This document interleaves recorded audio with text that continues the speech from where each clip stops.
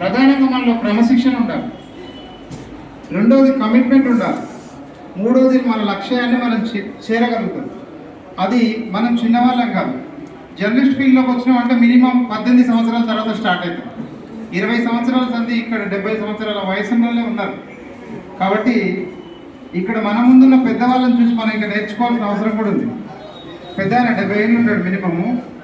ఒకసారి వాష్రూమ్ వయసుతో మళ్ళీ అక్కడి నుంచి లేవట్లేడు. అబ్జర్వ్ చేస్తారో లేదు, ఉన్నది మనం 40 మంది ఉన్నాం మినిమం. 40 మెంబర్స్లో మనందరూ చెప్పగలిగేటంలో మాట్లాడగలిగేటంలో రాసే వాళ్ళమే కదా. కొంతమంది మిత్రులు కలం మిత్రులు ఉన్నారు, కొంతమంది మిత్రులు గలం మిత్రులు ఉన్నారు. గలం అంటే కెమెరా, గన్మై. కలం అంటే హ్యాండ్తో రాయడమే. అది రెండే కదా మన వృత్తులు.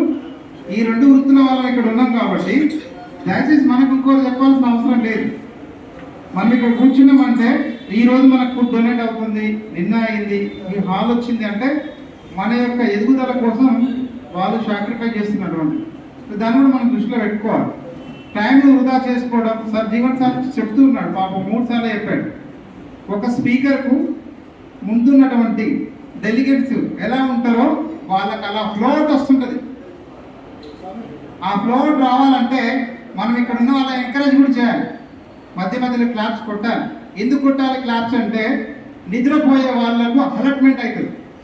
మనలో నిద్ర వచ్చేది ఉంటే మనలో ఆటోమేటిక్గా పవర్ జనరేట్ అవుతుంది. చప్పట్లు కొట్టడం వల్ల మనిషిలో బాడీలో యాక్టివ్నెస్ పెరుగుతుంది కదా. కాబట్టి దాన్ని దృష్టిలో పెట్టుకోవాలి. అంతే తప్ప కోడికల కోసమో లేకపోతే ఇంకోటి కోసమో చప్పట్లు కొట్టడం చాలా దిక్కుల. మనం అన్నీ తెలిసిన మనం కూడా ఒక సిస్టమ్ లేకుండా ఎవరు ఇష్టం వచ్చినట్టు వాళ్ళు పోవడం, ఎవరు ఇష్టం వచ్చినట్టు వాళ్ళు రావడం, 10 నిమిషాలు ముచ్చట పెట్టడం, 2 నిమిషాలు ముచ్చట పెట్టడం అనేది చిన్నపిల్లల పద్ధతి. కాబట్టి మనం చిన్నపిల్లలం కాదు.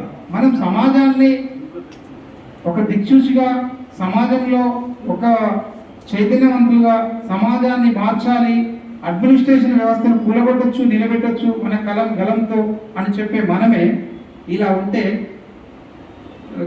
కొంచెం ఇబ్బందిగా అనిపిస్తుంది మిత్రులారా. మేము ఎంతో దూరం నుంచి ప్రయాణం చేశామంటే ఎక్కడికైనా మీరు కూడా ప్రయాణం చేయాలి, మేము కూడా ప్రయాణం చేయాలి. మన రాత ప్రపంచంలో ఎక్కడికైనా వెళ్తుంది, మన మాట ప్రపంచంలో ఎక్కడికైనా వినబడుతుంది.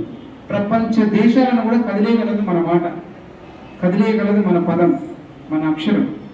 కాబట్టి అంతటి చైతన్యం వల్ల వ్యక్తులు మనందరం కూడా అలా ఉండకూడదు అనేది ఇస్తూ చిన్న అభిప్రాయం. ఎవరికైనా మనసు నొప్పించుంటే నన్ను క్షమించండి. ఎందుకంటే 2 డేస్ క్లాస్ నిన్న అంటే హడావుడి, ఆరాటము, ఇక్కడ జరిగినటువంటి ఒక దుస్సంఘటన అవన్నీ కూడా ఉన్నాయి. ఈ రోజు ఏమైంది? ఈరోజు చాలా హ్యాపీగా ఉన్నాం, కూల్గా ఉన్నాం, కూల్గా విన్నాం. సార్ ఒక ½ అన్ అవర్ టైం ఇస్తే ఎన్ఎన్ఆర్, మీ అందరికి తెలిసిన వ్యక్తి ఎన్ఎన్ఆర్, మాకు తెలిసిన పేరు నాగేశ్వరరావు. ఓకే, ఫటాఫట్ AK-47 స్టార్ట్ చేసి లోడ్ చేసి కొడితే ఎట్లా గుళ్ళు వెళ్తాయో అట్లా ప్రతి అక్షరాన్ని ప్రతి మాటను ఒక 35 మినిట్స్లో కంప్లీట్ చేసి షార్ప్గా వెళ్ళిపోయాడు. దరిదాపు మనం ఇక్కడ కూర్చున్న వాళ్ళకంటే ఒక 2-3 ఏళ్ళు పెద్దనే అనుకుంటున్నాను నేను, చిన్న అనుకోవట్లేదు. అంటే ఒక 2-3 సార్లు తప్ప ఒక 3 మేనేజ్ చేస్తే మనందరికంటే పెద్ద వయసు అయింది. కానీ ఏం లాగున్నాడు, షార్ప్గా ఉన్నాడు, యాక్టివ్గా ఉన్నాడు. అది మనం నేర్చుకోవాలి. జర్నలిస్ట్ అంటే అలా ఉండాలి.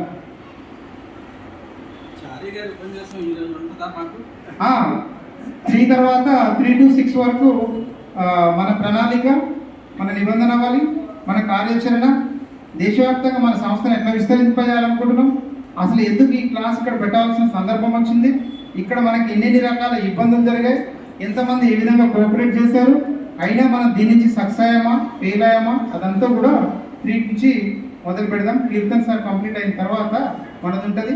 మాకు మీరు సూచనాప్రాయం చేయాల్సిన అవసరాలు ఉంటాయి, మమ్మల్ని సరిచేయవలసిన అవసరాలు ఉంటాయి, ఇక్కడ జరిగిన లోటుపాట్లు కూడా గుర్తించి చెప్పవలసిన అవసరం కూడా ఉంటుంది. కాబట్టి ప్రతి ఒక్కరూ మమ్మల్ని ఎదిగిపిస్తూ మీరు మేము అందరం కలిసి మన సంస్థను ముందుకు తీసుకుపోయే ప్రయాణంలో ఉందామని తెలియజేస్తూ అందరం లంచ్కి వెళ్ళి వచ్చి మళ్ళీ క్లాస్ స్టార్ట్ చేసుకుందాం. ఓకేనా? థ్యాంక్ యూ అందరికీ.